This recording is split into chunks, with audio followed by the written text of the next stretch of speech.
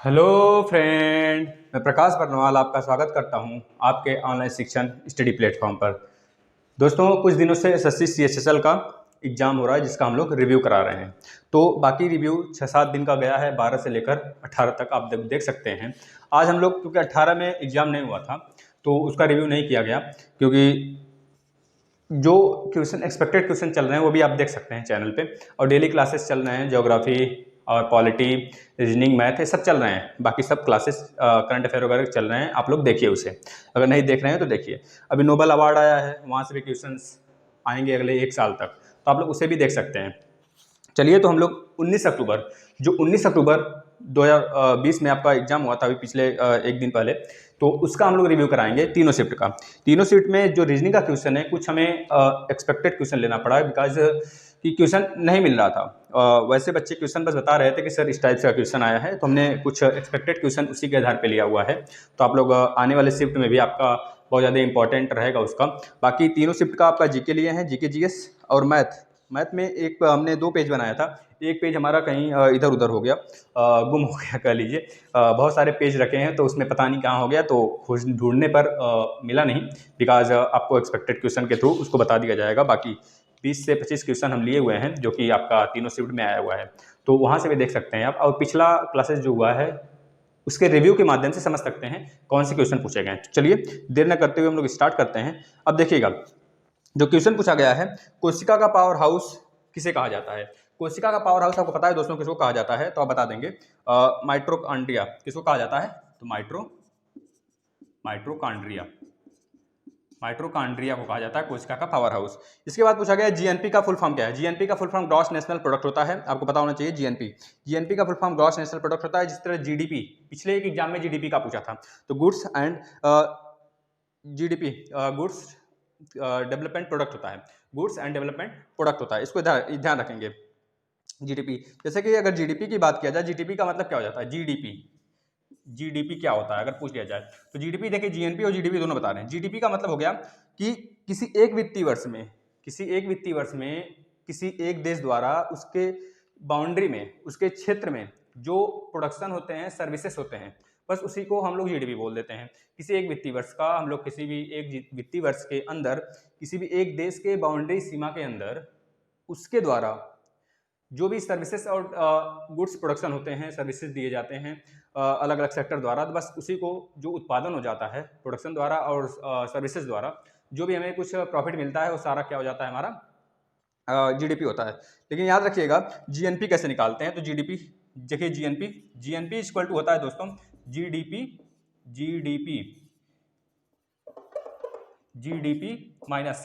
Minus हम लोग कर देते हैं जो विदेशी होते हैं, हमारे यहाँ आते हैं, हमारे देश में आते हैं कमाने के लिए या फिर कुछ काम करने के लिए, तो उनके प्रॉफिट को माइनस कर देते हैं, मतलब कि एक्स हो गया, उसको ले लिए। और जो हम लोग जाते हैं किसी बाहर देश में काम करने के लिए, तो वहाँ से हम लोग को कुछ इनकम मिलते हैं, कुछ हम लोग को पैसे मिलते हैं, जिसको हम लोग फॉरेन करेंसी बोलते हैं। तो वहाँ से जो हमको मिलता है उसको हम लोग प्लस कर देते हैं। तो इस तरह जीडीपी माइनस कर देते हैं, जो बाहर देश विदेशी होते हैं, हमारे देश में आते हैं कमाने के लिए, उनका जो इनकम होता है उसको माइनस कर देते हैं, और प्लस कर देते हैं उसे जो हम लोग बाहर जाके कमाते हैं। तो याद रखिएगा, GNP equal to gross national product equal to GDP minus जो बाहर वाले देश हमारे यहाँ के कमाते हैं उसको माइनस कर देते हैं, प्लस हम लोग जो बाहर जाके कमाते हैं उसको प्लस कर देते हैं। तो इस तरह आप लोग टूटी फूटी भाषा में समझ सकते हैं क्या होता है। चलिए, इसके बाद हम लोग नेक्स्ट देख लेते हैं। नेक्स्ट क्वेश्चन क्या पूछा गया है,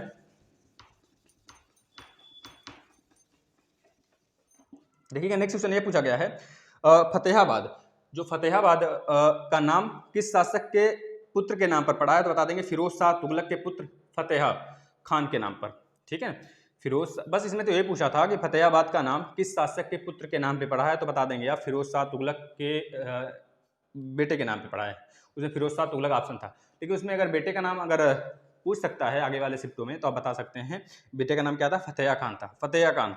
रतौंधी किस रोग की कमी से होती है, तो बता दें किस विटामिन की कमी से होती है, तो विटामिन ए की कमी से। A B C D E और के, याद रखेंगे सब कुछ। डी से जो हड्डी में, जो बोन्स में कमजोरी आ जाती है। के मतलब कि जो ब्लड होता है उसका जो मसूड़ों के माध्यम से रिसाव हो जाते हैं, वह सब हो जाते हैं। और ई मतलब आपका समझ ही रहे हैं। उसके बाद बी मतलब बेरी बेरी, और सी का मतलब स्कर्वी। और बाकी जो सी होता है उसमें भी जो मसूड़े होते हैं ब्लड वगैरह रिसने लगते हैं उसमें, और बाकी बी कॉम्प्लेक्स में B1 B2 B3 B6 B5 और B12 मोस्ट इंपॉर्टेंट है, जो कि जिसको बोला जाता है हम लोग जिसका रासायनिक नाम है साइनोकोबालामीन। उसमें कोबाल्ट की मेटल की अधिकता पाई जाती है, इस वजह से उसको उसमें बोला जाता है किस मेटल की अधिकता पाई जाती है, तो आप बता देंगे साइनाकोबालामीन, यानी कि कोबाल्ट की अधिकता पाई जाती है। उसके नाम से ही पता चल जा रहा है कि उसमें कोबाल्ट पाया जाता है। इसके बाद आ जाता है ग्लोबल शांति सूचकांक में 2019 में भारत की रैंक क्या थी, तो 2019 की बात कर रहा है, 2019 में 141 थी। यहाँ पे हम आपको रीजनिंग, मैथ, जीके सब कराने वाले हैं, आप बिल्कुल ध्यान से बने रहिए। तो ग्लोबल शांति सूचकांक में जो 2019 में भारत की रैंक थी 141वां थी। अभी आया है करंट का 2-3 दिन पहले का एक इंडेक्स आया है ग्लोबल हंगर इंडेक्स 2020, तो उसमें भारत की रैंक काफ़ी ख़राब है।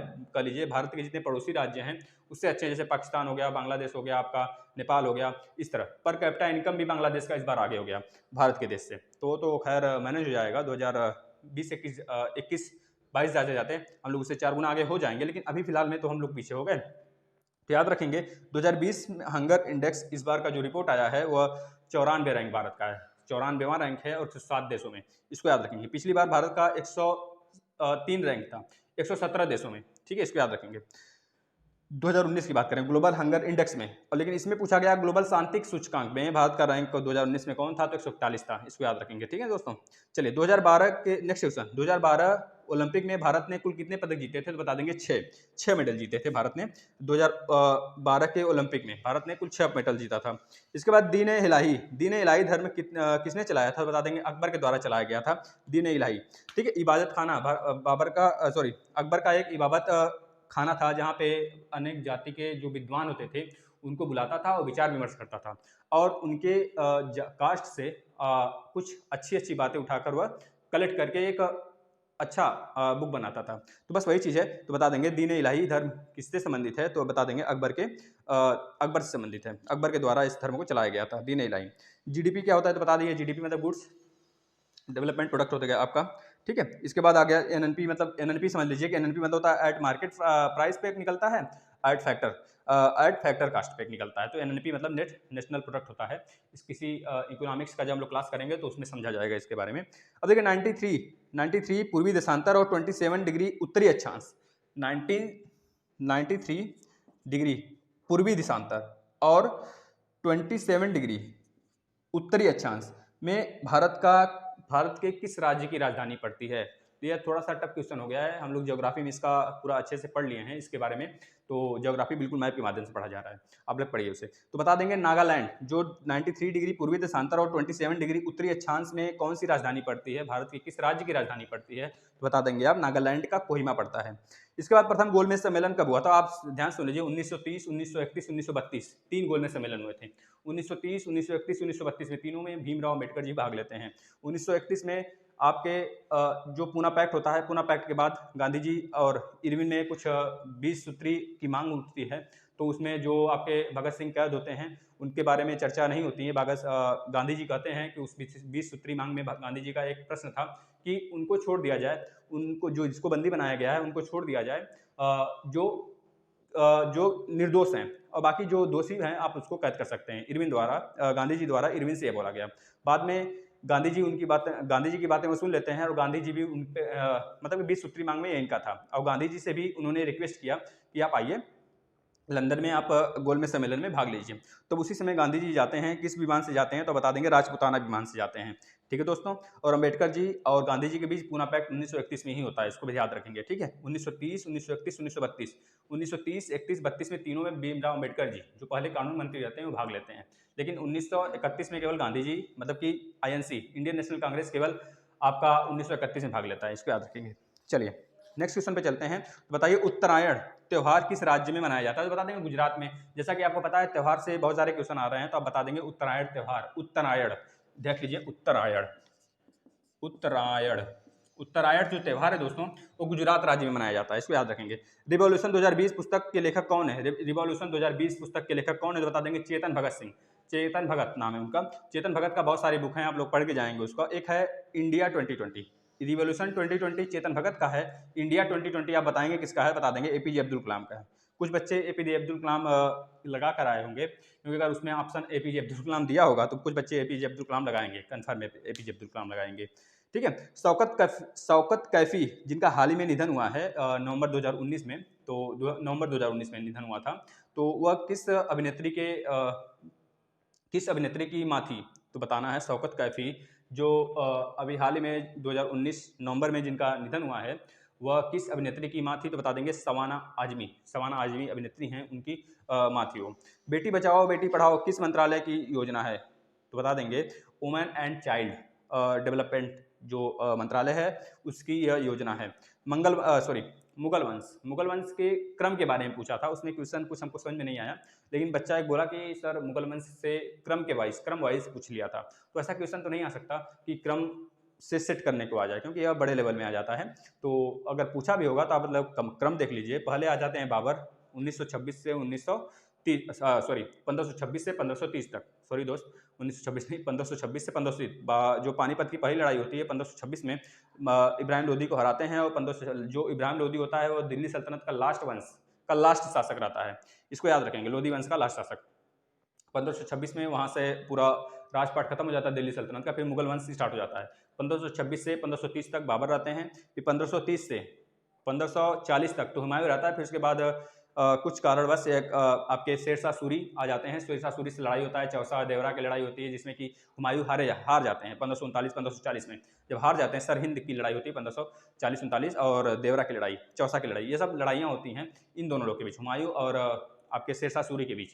तो शेरशाह सूरी इनको हरा देते हैं और ये चले जाते हैं, मतलब इनको भगा दिया जाता है। यह आते हैं जब शेरशाह सूरी की मृत्यु हो जाती है किसी बम खान में, वो बम फेंकते रहते हैं, उनकी मृत्यु हो जाती है। तो 1545 में वैसे उनकी मृत्यु हो जाती है शेरशाह सूरी की, लेकिन ये आता है बाद में 1555 और 1556 में। 2 साल शासन करते हैं हुमायूं, फिर उसके बाद इनकी सीढ़ियों से गिर के मृत्यु हो जाती है। उसके बाद आ जाते हैं तीसरे नंबर पे अकबर का शासन होता है 1556 से 1605 तक, इसको याद रखेंगे। इसके बाद जहांगीर का शासन होता है 1605 से आपका 1627 तक। फिर उसके बाद आ जाते हैं आपका शाहजहां का 1627 से 1656 तक होता है। फिर उसके बाद आ जाते हैं औरंगजेब का शासन कब से कब तक होता है? बता देंगे 1656 से 1707 तक होता है। अब इसके बाद उत्तर मुगल काल स्टार्ट हो जाता है, जिसमें आपको पता होगा जो 1857 की क्रांति हुई थी, उसमें लास्ट मुगल जाफर था जिसको रंगून निर्वासित कर दिया गया था, उसी जगह उसका मकबरा भी बनवाया गया है, म्यांमार के रंगून में। अब देखिएगा ध्यान से, नेक्स्ट क्वेश्चन क्या पूछा गया भारत में, या देखिए क्वेश्चन अगर इस तरह पूछ देता, भारत में जो आपके चीफ जस्टिस हैं वो कितने नंबर के हैं, तो थोड़ा सा टफ क्वेश्चन हो जाता, क्योंकि 47वें नंबर के इस समय चीफ जस्टिस जो शरद अरविंद बोबड़े हैं वो 47वें नंबर के हैं। लेकिन क्वेश्चन इस तरह पूछा गया है, इस तरह क्वेश्चन पूछा गया, भारत के 47वें चीफ जस्टिस का नाम बताइए, तो कोई भी बता लेगा, जनरल याद रहेगा तो।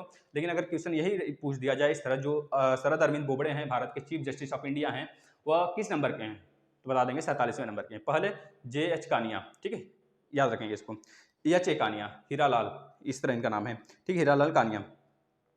इसके बाद आ जाता है RBI के गवर्नर, ये भी क्वेश्चन एक था, RBI के गवर्नर कितने नंबर के हैं, तो बता देंगे 25वें नंबर के, कौन है इसमें? शक्तिकांत दास जी हैं, इसको याद रखेंगे।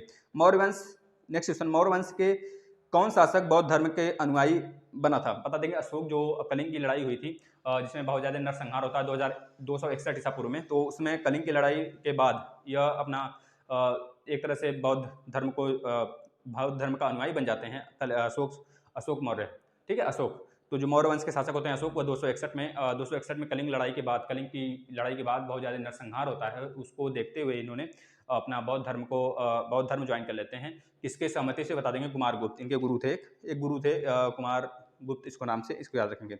वैशाली और नालंदा भारत की किस राज्य में स्थित है? तो बता देंगे बिहार राज्य में स्थित है, वैशाली और नालंदा। ध्यान सुनिए क्वेश्चन को और नोट करते चलेंगे, क्योंकि रेलवे NTPC भी यहाँ से क्वेश्चन आएंगे, ऐसा नहीं है कि क्वेश्चन यहाँ से नहीं आने वाला, यही सब क्वेश्चन उठ के आते हैं, जो कि बस घुमा के दे देता है, कुछ नहीं, बाकी सब आप देख रहे हैं। 10 साल पेपर 6 साल पेपर पहले का उठाएंगे तो उसमें भी ये सब सारे क्वेश्चन मिलेंगे, तो आप लोग नोट करते चलें।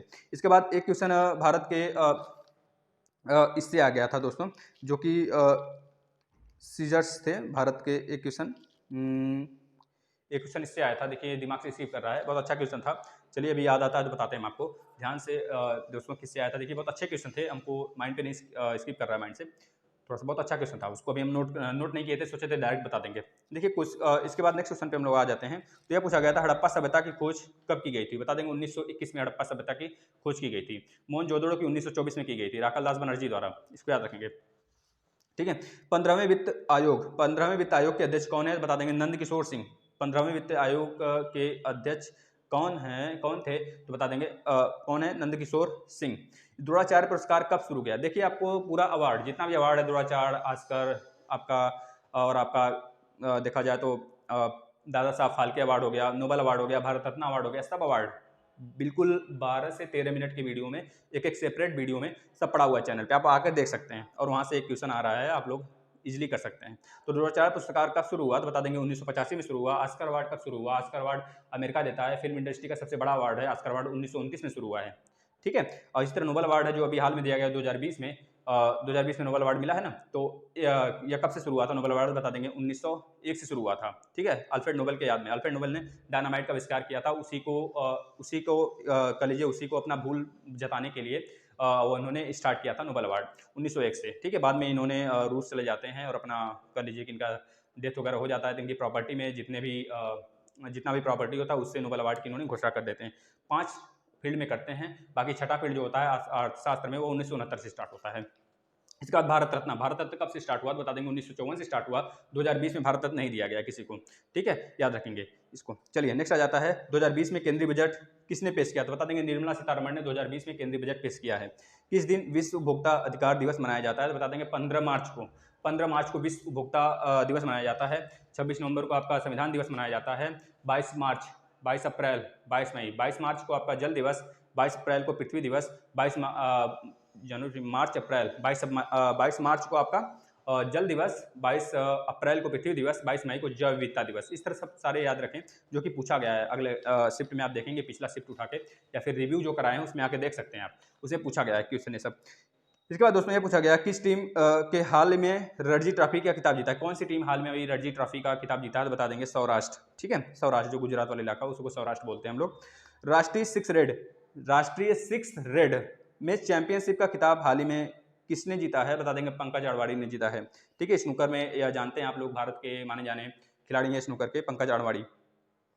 सीमा सुरक्षा बल का किसे अतिरिक्त प्रभार दिया गया है, ठीक है, तो बता देंगे आप सीमा सुरक्षा बल का अतिरिक्त प्रभार एस देशवाल को दिया गया है। इसके बाद भारत का कौन सा राज्य राष्ट्रीय बायोफ्यूल पॉलिसी लागू करने वाला पहला राज्य बन गया, तो बता देंगे राजस्थान। मोस्ट इंपॉर्टेंट है दोस्तों, यह एनटीपीसी की नजर से भी बहुत इंपॉर्टेंट है, बता देंगे राजस्थान ने यह लागू किया है। ठीक है, इसके बाद अगर नेक्स्ट आ जाते हैं हम लोग, सीमा ये तो हो गया ना, राष्ट्रीय बायोफ्यूल पॉलिसी लागू करने वाला भारत का पहला राज्य राजस्थान है। इसके बाद हम लोग नेक्स्ट आते हैं, तो बता देंगे आप कि जारी समावेशी इंडेक्स भारत की रैंक क्या है, जारी समावेशी इंडेक्स में भारत का रैंक क्या था, तो बता देंगे 46वां रैंक था, 46वां रैंक था। ठीक है ना, इसको याद रखेंगे। इसके बाद नेक्स्ट पूछा जाता है आपसे, तो फेसबुक ने किस नाम से भारत में CSR पहल की शुरुआत की, तो बता देंगे प्रगति के नाम से शुरू किया है, प्रगति के नाम से। एक चीज़ याद रखेंगे, 2004 में फेसबुक की शुरुआत हुई थी, फाउंडर इसके मार्क जुकरबर्ग हैं। ठीक है, इसको याद रखेंगे। यूपी द्वारा कौशल शतरंज योजना शुरू की गई, इसको याद रखेंगे। क्वेश्चन पूछा गया था कि यूपी द्वारा कौन सी योजना शुरू की गई, तो आप याद रखेंगे जो यूपी द्वारा शुरू किया गया उसमें ऑप्शन दिया था बहुत सारा, तो उसमें से एक था कौशल शतरंज योजना, तो इसको याद रखेंगे। ठीक है दोस्तों, इसके बाद नेक्स्ट आ जाता है, युगांडा में भारत का उच्चायुक्त किसे नियुक्त किया गया है, तो बता देंगे अजय कुमार को। युगांडा, रवांडा और ये सब, रवांडा का कैपिटल किगाली हो जाता है तो युगांडा, रवांडा सब अफ्रीका की कंट्री है, जहाँ से आपका नाइल नदी वगैरह बहती है, याद रखेंगे आप। ठीक है, नाइल नदी की लंबाई कितनी है, कौन बताएगा, बताएंगे कोई बताएगा भैया, नाइल नदी की लंबाई कितनी है, तो आप बता देंगे नाइल नदी की जो लंबाई है सर, वह 6666 किलोमीटर के आसपास में। ठीक है, नाइल नदी की लंबाई याद रखेंगे, जो मेडिटेरियन सी में निकलता है, आपका उत्तर में प्रवाहित होते हुए मेडिटेरियन सी में जाके गिर जाता है, याद रखेंगे। चलिए, आप क्वेश्चन पूछा गया था, आप बता देते हैं पहले किस टाइप के क्वेश्चन पूछे गए थे इसमें, फिर उसके बाद हम रीजनिंग पे आ जाते हैं। ठीक है, फिर उसके बाद मैथ पे आते हैं। देखिए, रीजनिंग में जो क्वेश्चन पूछा गया था, ब्लड रिलेशन से क्वेश्चन आया था, वाटर इमेज से क्वेश्चन आया था, फिगर काउंटिंग से क्वेश्चन आया था, और मिरर इमेज से क्वेश्चन आया था, ट्राइंगल काउंटिंग से आया था, स्क्वायर काउंटिंग से आया था, मिसिंग नंबर से आया था, जो सीरीज बनते हैं मिसिंग नंबर के उससे आया था। इसके बाद बॉडमास रिलेटेड जो फार्मूला बन जाते हैं उससे आया था क्वेश्चन, जो प्लस को माइनस में, माइनस को प्लस को कन्वर्ट करने वाला होता है, बॉडमास वाला वो आया था। फिर एनालॉगी से आया था, एम्बेडेड फिगर से आया था। इसके बाद क्लासिफिकेशन से आए थे क्वेश्चन। उसके बाद जो ट्रायंगल काउंटिंग होते हैं, स्क्वायर काउंटिंग, इससे क्वेश्चन आया था।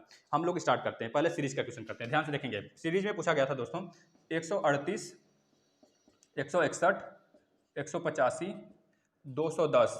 तो बताइए आगे क्या होगा। देखिए 138, 161, 185, 210, तो आगे क्या होगा ध्यान से देखेंगे आप। इसमें कितनी की बढ़ोतरी हो रही है 23 का।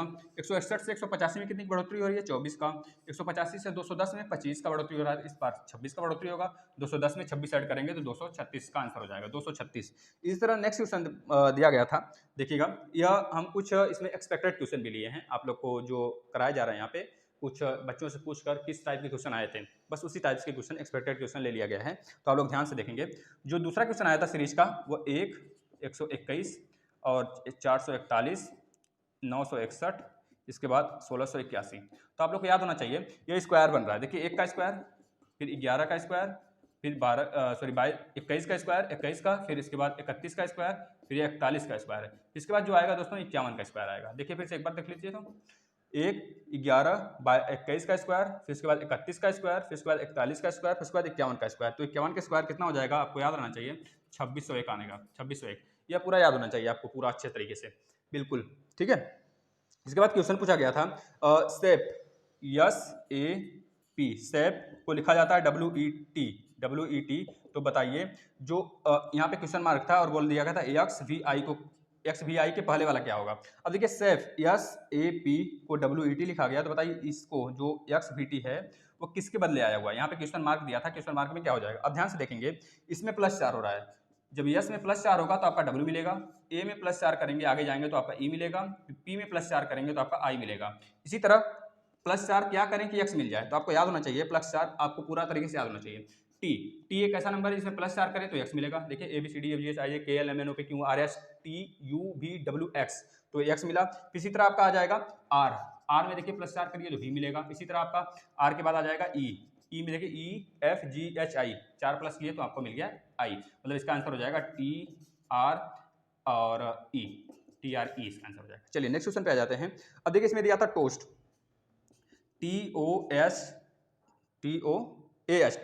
TOAST को लिखा गया है 5, 6, 3, 4, 5 में, और आपको यहाँ पे दिया गया है TRAIN को लिखा गया 5, 9, 3, 1, 0 में। तो आपसे पूछा गया है टॉर्न बताइए, टॉर्न। तो बस सिंपल है, इसमें बस क्या करना है, देखिए टी का प्लेस पे क्या है 5, बस वही कोडिंग कर देंगे जो है। उसके बाद आ गया ओ के प्लेस पे क्या है 6, ठीक है। इसके बाद आ गया आर के प्लेस पे क्या है आपका 9 कर दिए।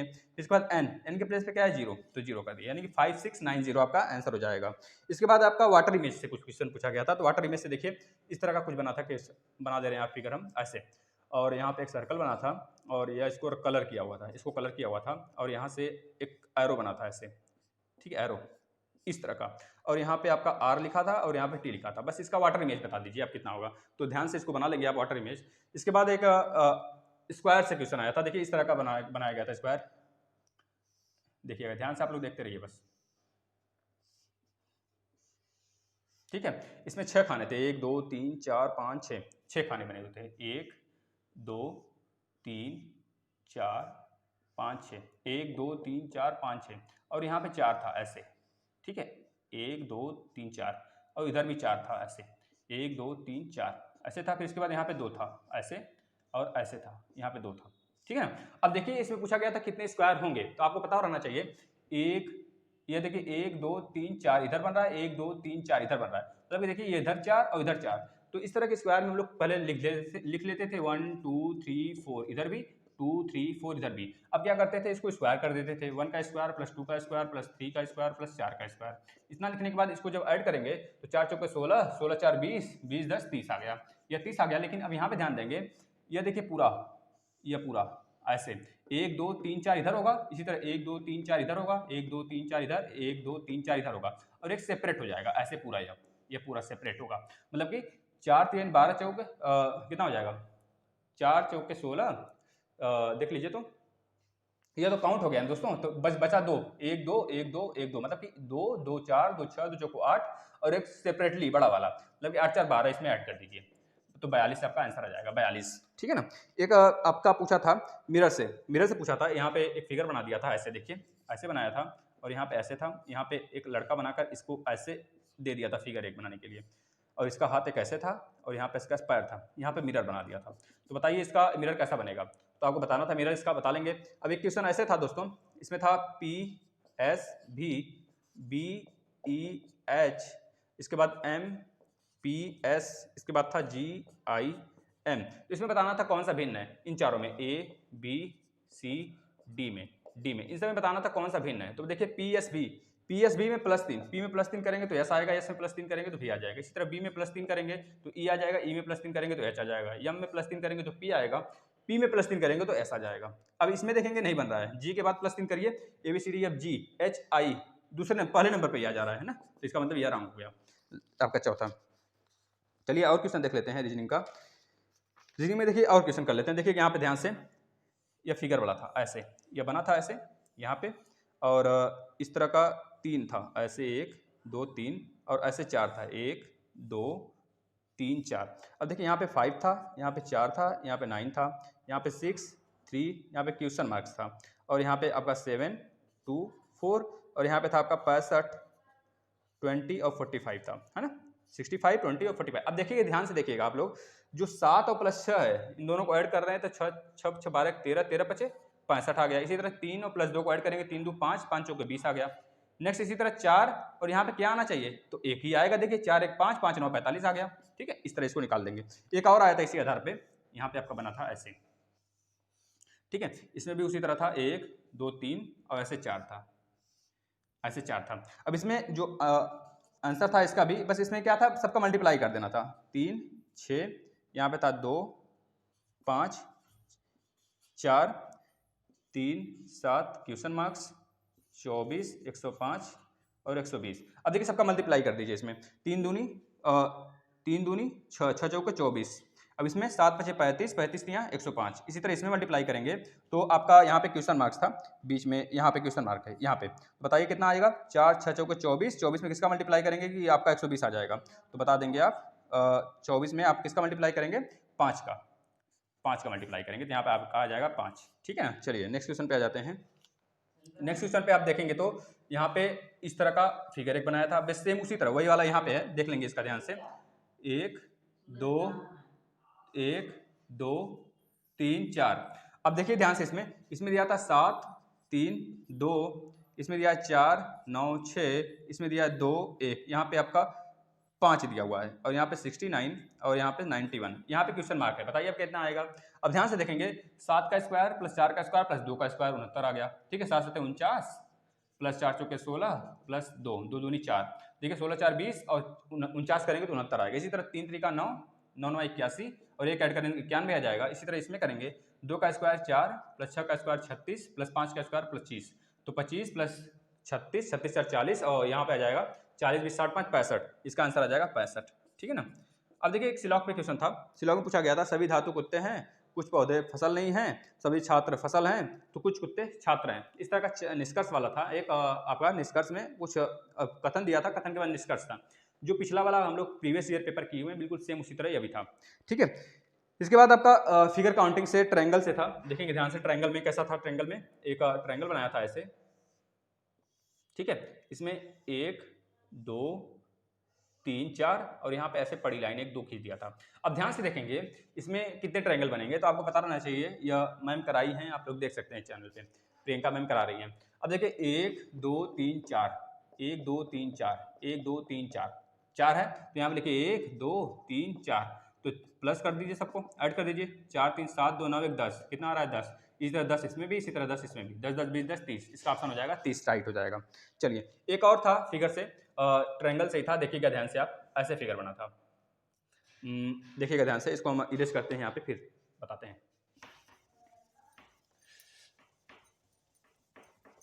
आप लोग देखिएगा ध्यान से, बस एक मिनट देखिएगा बस। अब देखेंगे यहाँ पे एक फिगर बनाया था ट्रायंगल का, इस तरह ट्रायंगल का एक ऐसे फिगर बना था यहाँ पे इस तरह का, और यहाँ पे उल्टा एक फिगर बना दिया था। इसमें भी ट्रायंगल पूछा था, कितने ट्रायंगल बनेंगे, है ना। इसको ध्यान से आप लोग किए होंगे तो अच्छा रहेगा, नहीं तो फिर गलत होने के चांस ज़्यादा हो जाते हैं। देखिए ऐसे था यहाँ पे और एक ऐसे था, इसमें बताना था कितने ट्रायंगल बनेंगे। तो आप लोग को पता है, देखिए इसमें 3 बन गया, इसमें 3 हो गया, इसमें 3 हो गया, इधर 3 हो गया। इसी तरह इस वाले में जो यह वाला है, इसमें भी 3 हो गया, इसमें भी 3 हो गया और इसमें भी 3 हो गया। तो 3 3 6 3 9 3 12 3 15 3 18, 18 तो हमें ऐसे मिल गया। इसके बाद जो अब देखिएगा जो बीच वाला है, ध्यान से देखेंगे, यह वाला बड़े वाले को देखेंगे तो एक यह वाला, 2 3 4 प्लस 4 कर दीजिए, 18 प्लस 4। अब देखिए पूरा बड़ा वाला यह वाला हो गया, एक आपका एक यह हो गया, एक पूरा बड़ा वाला हो गया। कितना हो गया?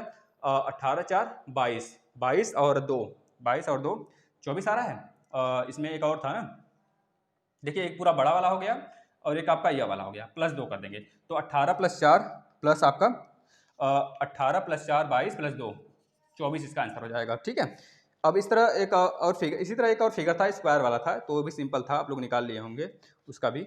चलिए हम लोग आ जाते हैं थोड़ा सा पासे में। देखिए पासा का क्वेश्चन क्या था रीजनिंग में, पासा का क्वेश्चन था ऐसे, आपका दे दिया था। देखिए दोस्तों रिव्यू में थोड़ा सा फास्ट चलना होता है ना, तो यहाँ पे समझने वाली बात ही नहीं है, आप लोग बस देखिए चलिए क्वेश्चन कैसा आया है। देखिए 5 और 3 4, इसके बाद और थे एक पासा बनाया था इस तरह, इसमें पूछा था कि 6 का उल्टा क्या हो जाएगा, 6 3 2। अब इसमें पूछा गया था 6 का उल्टा क्या होगा, तो अब देखिए इसमें कौन सा मिल रहा है, 3 मिल रहा है, तो 3 लिखिए, एंटी क्लॉकवाइज चलिए, 3 5 4 हो गया, फिर इसके बाद 3 6 2, देखिए 6 का उल्टा क्या आ गया, 5 आ गया। इसी तरह एक और था, इसमें 1 का उल्टा पूछा गया था, उसमें सॉरी हाँ 2 का उल्टा पूछा गया था, 2 का उल्टा उसमें भी 6 आया था, सेम पासा इसी तरह था। अब इसी तरह एक शब्दकोश वाला आया था, शब्दकोश जो डिक्शनरी वाला क्वेश्चन है, उसमें भी इसी तरह था, उसको अरेंज करने के लिए दिया था, आप उसको अरेंज कर सकते हैं। और एक क्वेश्चन हमको अच्छा लगा, एक क्वेश्चन ये पूछा था, देखिएगा एक क्वेश्चन था दोस्तों, इसमें हम देखिएगा यहाँ पे लिख रहे हैं 7, 2 को अगर लिख सकते हैं हम 59, और 5 और 3 को लिख सकते हैं हम लोग 28, 9 और 1 को लिख सकते हैं हम लोग 80, 9 1 को क्या लिख सकते हैं हम लोग 810 लिख सकते हैं।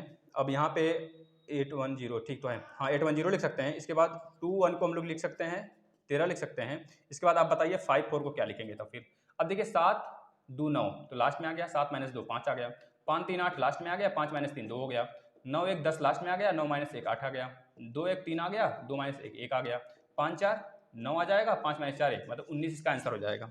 ठीक है, इस तरह के क्वेश्चन थे। अब चलिए थोड़ा सा मैथ में चलते हैं, मैथ में इजी क्वेश्चन थे, आप लोग फटाक से सॉल्व कर लेंगे। एक ही पेज है, एक पेज तो गुम हो गया, पता नहीं कैसे गुम हो गया दोस्तों, चलिए कोई बात नहीं, हम लोग क्वेश्चन करते हैं।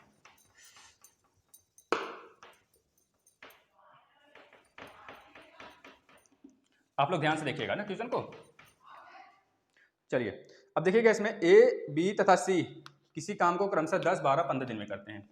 ए 12 दिन में, बी जो है ए जो है 10 दिन में, बी 12 दिन में, सी 15 दिन में करता है, तो तीनों मिलकर कितने दिन में करेंगे? तो इसका जो एलसीएम आएगा 60 आ जाएगा, 10 छक्का 60, 12 पचे 60 और 15 चौके 60। अब इन तीनों को ऐड कर दीजिए, 6 4 10 5 15, तीनों मिलकर कितने दिन में करेंगे? टोटल काम बटे 15, 15 चौके 60, 4 दिन में करेंगे। इसके बाद एक क्वेश्चन पूछा गया था, 540 रुपये को राम तथा श्याम में 5/6 के अनुपात में बांटा जाता है, तो बताइए राम को कितना मिलेगा?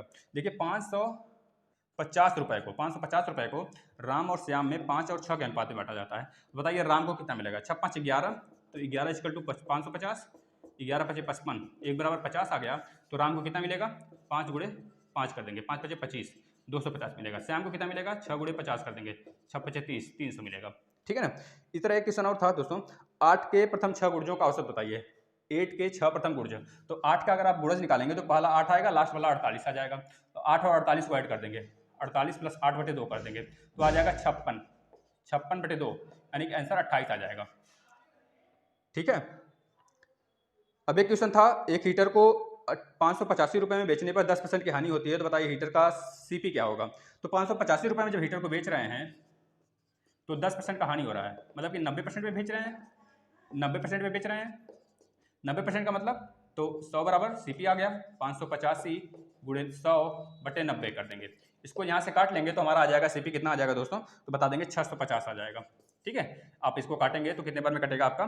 65 बार में कटेगा। देखिए 9 छक 54, 9 बचे 45, ठीक है, 800 यहाँ पे 45 है दोस्तों, 885 है यहाँ पे, 9 बचे 45 यानी कि इसका आंसर आ जाएगा 650। नेक्स्ट क्वेश्चन देख लेते हैं, यह क्वेश्चन हरशिप में पूछ रहा है, x - 1/x बराबर दिया है आपका 8, तो बताना है x⁴ + 1/(x एक्स की पावर 4 की वैल्यू बता दीजिए। देखिए एक्स माइनस 1/x बराबर 8 है, तो एक्स स्क्वायर प्लस 1/x² की वैल्यू आप निकाल लेंगे तो 8 × 64 प्लस 2 आ जाएगा, यानी कितना आ गया 66 आ गया। इसी तरह आप नेक्स्ट निकालेंगे तो एक्स की पावर 4 प्लस 1/x की पावर 4 की वैल्यू आ जाएगा 66 का स्क्वायर प्लस 2।